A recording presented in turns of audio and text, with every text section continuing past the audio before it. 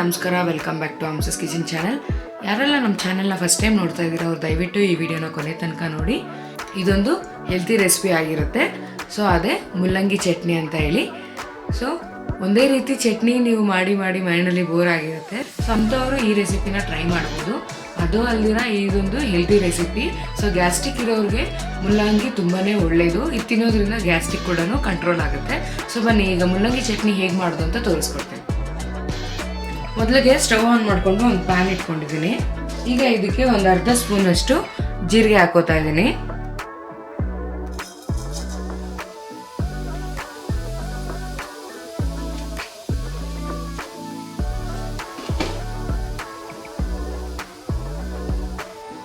ಇದ್ರ ಜೊತೆಗೆ ಒಂದು ಗಡ್ಡೆ ಬೆಳ್ಳುಳ್ಳಿ ಹೆಸರನ್ನ ಹಾಕೋತಾ ಇದ್ದೀನಿ.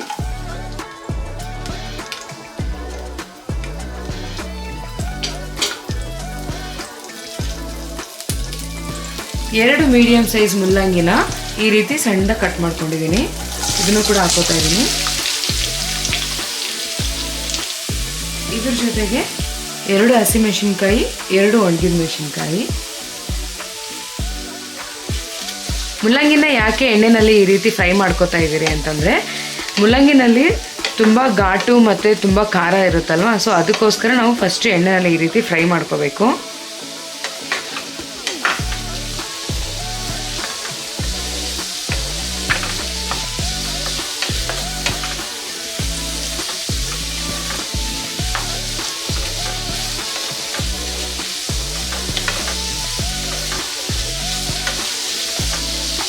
ಮುಲ್ಲಂಗಿ ಹೆಲ್ತಿಗೆ ತುಂಬಾ ಒಳ್ಳೆಯದು. ಗ್ಯಾಸ್ಟ್ರಿಕ್ ಇರೋರು ಮುಲ್ಲಂಗಿ ತಿನ್ನೋದ್ರಿಂದ ಗ್ಯಾಸ್ಟ್ರಿಕ್ ಕಂಟ್ರೋಲ್ ಆಗುತ್ತೆ. ಸೊ ಈ ರೀತಿ ನೀವು ಚಟ್ನಿ ಮಾಡಿಕೊಂಡು ಮನೆಯಲ್ಲಿ ಟ್ರೈ ಮಾಡಿ. ಸೊ ಇದೇ ರೀತಿ ಇದನ್ನು ಎಣ್ಣೆನಲ್ಲೇ ಒಂದು 5 ನಿಮಿಷ ಫ್ರೈ ಮಾಡ್ಕೋಬೇಕು. ನೋಡಿ, ಆ ಘಾಟೆಲ್ಲ ಹೋಗಿದೆ. ಈಗ ಇದಕ್ಕೆ 3ರಿಂದ 4 ಸ್ಪೂನಷ್ಟು ತೆಂಗಿನಕಾಯಿನ ಹಾಕೋತಾ ಇದ್ದೀನಿ.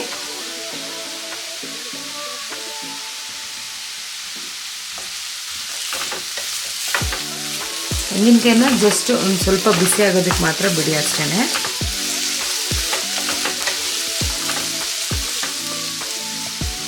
ಕಡಲೆಪಪ್ಪು ಒಂದು 4 ಸ್ಪೂನಷ್ಟು, ಇದನ್ನು ಕೂಡ ಅಷ್ಟೇ ಒಂದು ಸ್ವಲ್ಪ ಬಿಸಿ ಆಗೋದಕ್ಕೋಸ್ಕರ ಹಾಕೋತಾ ಇದ್ದೀನಿ ಅಷ್ಟೇ. ಅಂದರೆ ಈಗ ಹಸಿಯಾಗಿ ಕೂಡ ಹಾಗೆ ಹಾಕ್ಕೊಂಡು ರುಬ್ಕೋಬೋದು. ಈಗ ಸಿಮ್ ಮಾಡಿಕೊಂಡು ಒಂದು 10ರಿಂದ 20 ಸೆಕೆಂಡು ಇದನ್ನು ಮಿಕ್ಸ್ ಮಾಡ್ಕೊಳ್ಳೋಣ.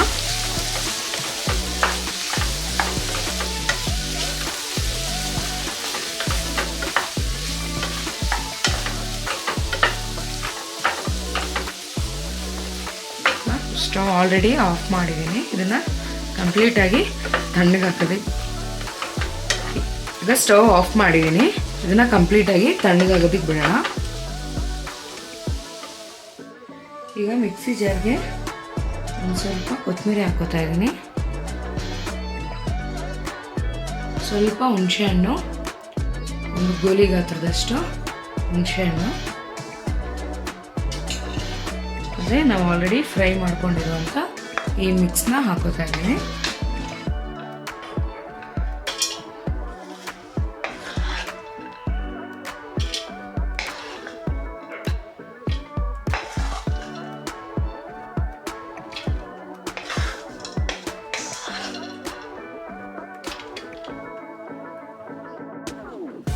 ಹಾಕೊಂಡಾದ್ಮೇಲೆ ರುಚಿಗೆ ತಕ್ಕಷ್ಟು ಉಪ್ಪು ಹಾಕೋತಾ ಇದ್ದೀನಿ. ಈಗ ಇದಕ್ಕೆ ಸ್ವಲ್ಪ ನೀರು ಹಾಕ್ಕೊಂಡು ರುಬ್ಕೊಳ್ಳೋಣ. ನೋಡಿ, ಈ ರೀತಿ ರುಬ್ಕೊಳ್ಳಿ. ತುಂಬ ನುಣ್ಣಗೆ ರುಬ್ಕೊಳ್ಳೋಕೆ ಹೋಗ್ಬಿಡಿ. ಒಂದು ಸ್ವಲ್ಪ ತರಿಯಾಗಿ ರುಬ್ಕೊಳ್ಳಿ, ಟೇಸ್ಟ್ ಚೆನ್ನಾಗಿರುತ್ತೆ. ಈಗ ಇದನ್ನ ಸರ್ವ್ ಮಾಡ್ಕೊಳ್ಳೋಣ. ವಿತಿನ್ 5 ಮಿನಿಟ್ಸಲ್ಲಿ ನಾನು ಹೆಲ್ದಿ ರೆಸಿಪಿ ಮುಲ್ಲಂಗಿ ಚಟ್ನಿ ಹೇಗೆ ಮಾಡೋದು ಅಂತ ತೋರಿಸ್ಕೊಟ್ಟಿದ್ದೀನಿ. ಇದೇ ರೀತಿ ಸಿಂಪಲ್ ರೆಸಿಪಿಗಾಗಿ ಹಂಸಸ್ ಕಿಚನ್ ಚಾನಲ್ನ ಸಬ್ಸ್ಕ್ರೈಬ್ ಮಾಡೋದು ಮರಿಬೇಡಿ. ಈ ರೆಸಿಪಿ ನಿಮಗೇನಾದರೂ ಇಷ್ಟ ಆಗಿದ್ರೆ ನಿಮ್ಮ ಫ್ಯಾಮಿಲಿಗೆ, ಫ್ರೆಂಡ್ಸ್ಗೆ, ರಿಲೇಟಿವ್ಸ್ಗೆ ಶೇರ್ ಮಾಡಿ.